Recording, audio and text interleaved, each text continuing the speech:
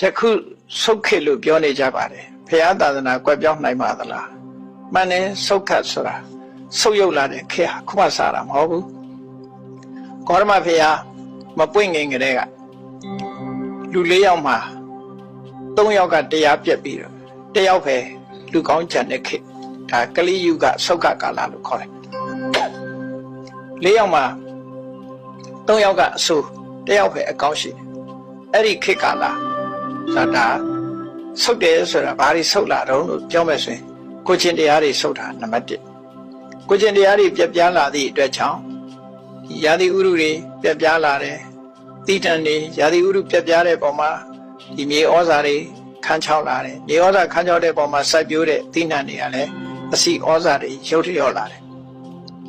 အဲ့ဒီလိုလူလောကကြီးကဆုတ်ယုတ်မှုပါကိုချင်းတရားဆုတ်ယုတ်ပြပြမှုနဲ့ဆက်နွယ်ပြီးတော့ဥတုတွေပြပြတယ်နော်မြေစီမြေလွှာတွေပြပြတယ်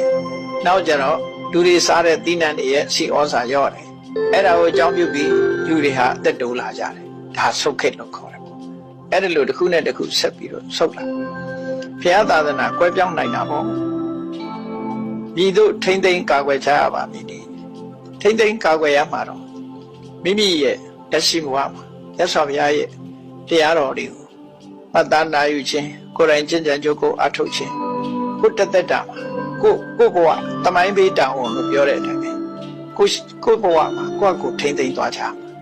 ပြီးတော့လက်ဆင့်ကမ်းသွားကြမယ်ဆိုလို့ရှိရင်တော့ဒီသာသနာဆက်လက်တည်နေအောင်ပါပဲသင်ကြားခြင်းသင်ပေးခြင်းပို့ချခြင်းကိုယ်တိုင်လက်တွေ့ကျင့်သုံးခြင်းဆိုတဲ့ပရိယတ္တိယေဝသာသနာတမူလန်းလို့ဆိုတဲ့အတိုင်းဘုရားရဲ့အဆုံးအမတွေကိုသင်ယူကြမယ်စင်စဲမပြတ်ပို့ချပေးကြမယ်ဆိုလို့ရှိရင်တော့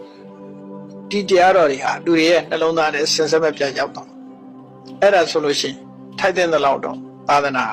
တည်နေမှာဒါကြောင့်မို့သာသနာတည်ထမ်းဖို့ဆိုလို့ရှိရင်